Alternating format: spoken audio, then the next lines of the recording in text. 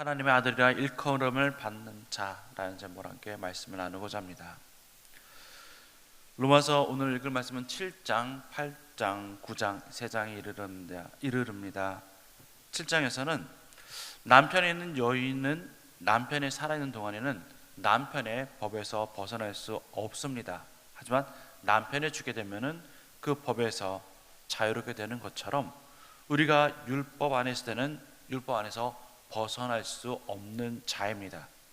율법은 하나님의 법으로 우리에게 무엇이 죄인가를 알려주는 것입니다. 그러나 율법이 우리를 사막에 이르게 하는 것이 되었습니다. 왜냐하면 우리 속에 있는 죄로 말미암아 우리는 율법대로 행하지 않고 도리어 악한 대로 행하기 때문입니다. 그러나 예수 그리스도께서 율법에 대하여 죽으심으로 우리는 율법에서 자유함을 누릴 수 있게 되었습니다. 8장은 예수 그리스도 안에 있는 생명이 우리를 죄와 사망의 법에서 해방시켰습니다. 우리 안에 있는 하나님의 영이 있다면 하나님이 기뻐하시는 일을 하고 우리가 육신을 쫓는다면 하나님을 기쁘시게 할 수 없는 그런 사람이 됩니다. 하나님이 예수 그리스도를 살리신 것처럼 우리도 살려주실 것입니다. 그렇게 우리는 육신대로 이제는 살 것이 아니라 하나님 뜻대로 살아야 합니다. 고난도 있을 것입니다. 그러나 그 고난은 우리에게 주어질 영광과 비교할 수 없습니다. 성령께서 우리의 필요를 아시고 또한 중보하실 것이고 하나님이 우리를 그 사랑하심은 누구도 끊을 수 없다고 하셨습니다. 하나님의 사랑을 우리는 넉넉히 이길 수 있습니다. 9장에서는 아브라함의 자녀라고 해서 모두 하나님의 약속을 받은 자가 아니라는 것입니다. 하나님의 약속을 받은 자만이 믿음의 자녀인 것입니다. 이것은 아브라함의 육신의 자녀에게만 주어진 약속이 이스라엘 백성에게만 주어진 것이 아니라 약속을 믿는 모든 사람들, 이방인을 포함한 모든 사람들이 믿음의 자녀가 되어서 하나님의 그 약속을 이루시겠다는 것입니다. 그렇다면 하나님은 로마서 7장에서 9장을 통해서 어떤 분이실까요? 첫 번째, 율법은 우리에게 생명을 주지 못하고 오직 예수님만 생명이라는 것입니다. 로마서 7장 7절 말씀, 10절 말씀에 이렇게 말씀합니다. 우리 함께 읽어보도록 하겠습니다. 그런즉 우리가 무슨 말을 하리요? 율법이 죄냐? 그럴 수 없느니라. 율법으로 말미암지 않고는 내가 죄를 알지 못하였으니 곧 율법이 탐내지 말라 하지 아니하였더라면 내가 탐심을 알지 못하였으리라. 10절 말씀입니다. 생명에 이르게 할 그 계명이 내게 대하여 도리어 사망에 이르게 하는 것이 되었도다. 아멘.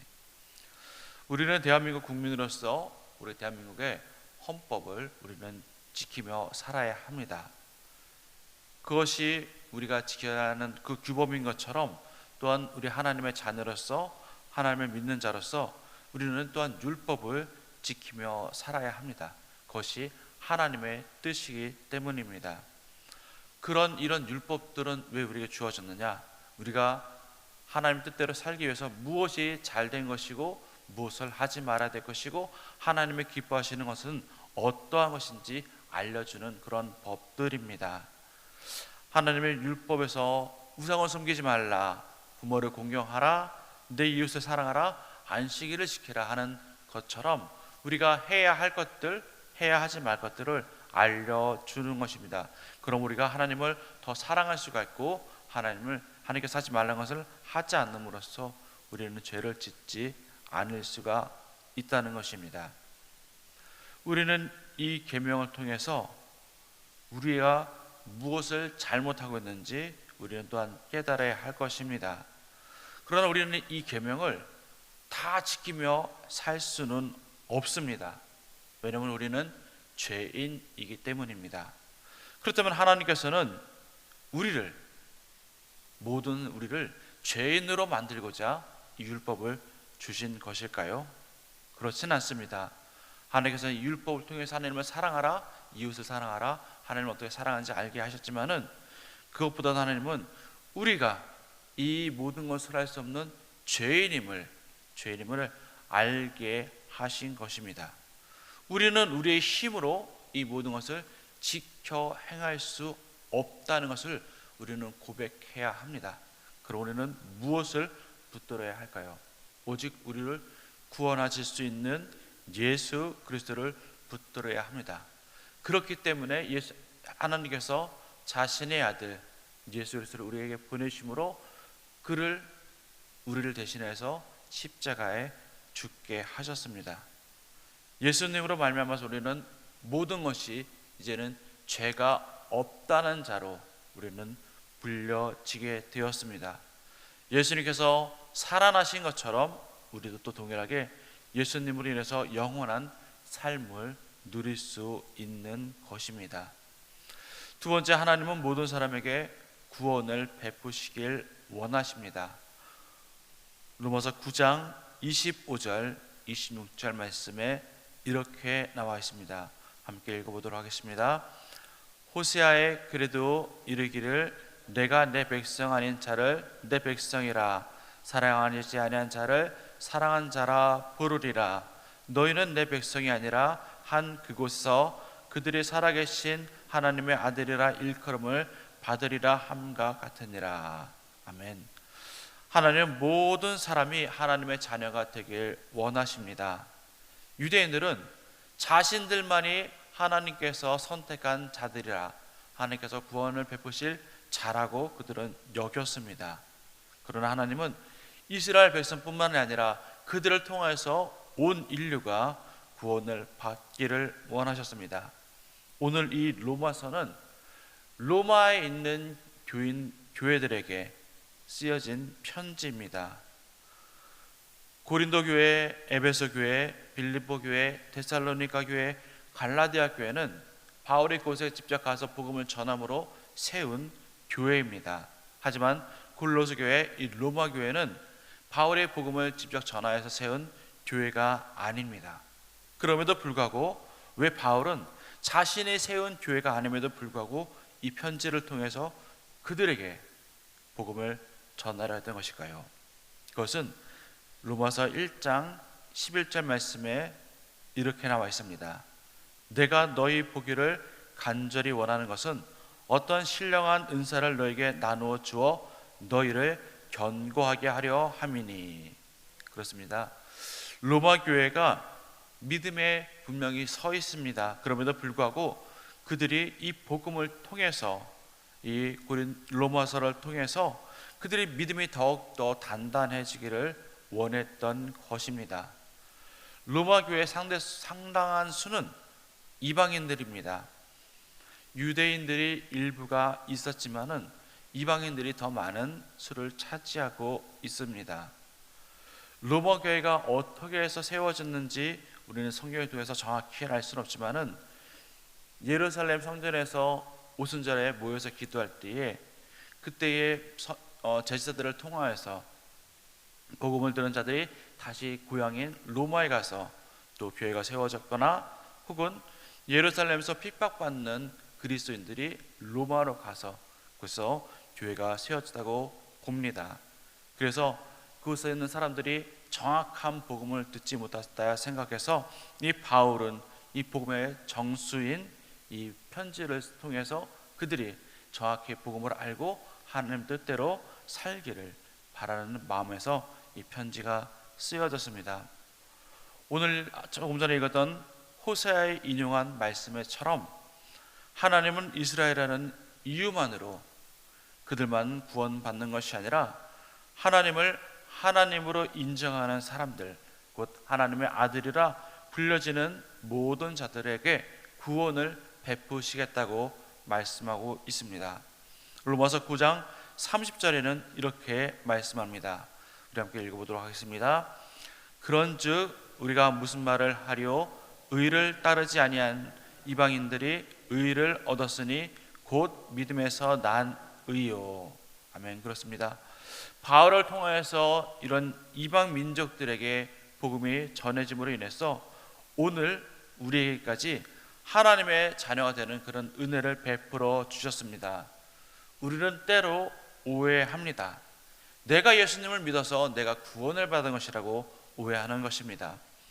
예수님께서 바울을 통하여서 이방인들에게 그 복음이 전해지지 않았다면 우리에게까지 이 복음은 오지 않았을 것입니다.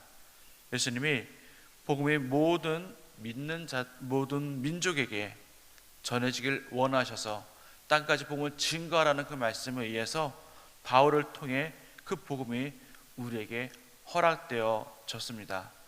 그 복음이 허락되지 않았으면 우리는 복음을 들을 수 없게 된 민족입니다. 그래서 지금도 하나님을 알지 못하는 많은 민족들이 있습니다. 우리는 하나님께 감사해야 합니다. 그리고 먼저 하나님을 믿는 자로서 이 복음이 아직 증거되지 않은 많은 곳에 우리는 또한 복음을 증거해야 합니다. 오늘의 교훈은 저는 이렇게 봤습니다. 8장 17절 18절 말씀입니다. 8장 17절 18절 말씀 함께 읽겠습니다. 자녀이면 또한 상속자 곧 하나님의 상속자요 그리스도와 함께 한 상속자니 우리가 그와 함께 영광을 받기 위하여 고난도 함께 받아야 할 것이니라. 생각하건대 현재 고난은 장차 우리에게 나타날 영광과 비교할 수 없도다. 39절도 함께 읽겠습니다. 높음이나 기쁨이나 다른 어떠한 피조물이라도 우리를 우리 주 그리스도 예수 안에 있는 하나님의 사랑에서 끊을 수 없으리라. 아멘. 우리가 이 땅에서 하나님의 자녀로 살아갈 때에 날마다 행복하고 즐거움이 가득한다면 너무나 좋을 것입니다. 그러나 때로는 우리에게 아픔도 있고 어려움도 있고 고난도 있습니다. 정말 그것이 너무나 심해서 하나님이 정말 안 계실까라고 정도로 우리는 실망할 때도 있습니다. 그러나 우리는 기억해야 할 것이 있습니다. 그것은 바로 하나님이 우리를 끝까지 사랑하신다는 것입니다. 우리에게 나타날 그 영광, 우리에게 주어질 그 천국은 우리가 경험해 보지 못해서 잘 알지 못합니다. 그러나 예수님으로 인해서 우리가 받는 그런 어려움들, 환난, 고난, 그것과 감히 비교할 수 없다고 말씀하고 있습니다. 우리에게 그 닥친 고난으로 인해서, 그 어려움으로 인해서 하나님과 나와의 관계를 끊을 수 없다는 것입니다. 하나님이 나를 사랑하지 않아서, 하나님 안에 계시지 않아서 나에게 고난이, 어려움이, 슬픔이 있는 것이 아니라는 것입니다. 그리고 우리의 생명과 삶을 위협하는 것이 있을지라도 그것이 하나님과의 나와 관계를 끊을 수 없다는 것입니다. 때로는 내가 너무 힘들어서 하나님을 내가 손을 놓을지라도 하나님은 우리를 끝까지 붙들고 계신다는 것입니다. 하나님의 그 사랑하심을 날마다 경험하시길 바랍니다. 하나님이 우리를 끝까지 사랑하시다는 이 말씀을 꼭 붙들고 살아가는 저와 여러분이 되기를 간절히 소망합니다. 이 시간 함께 기도하겠습니다.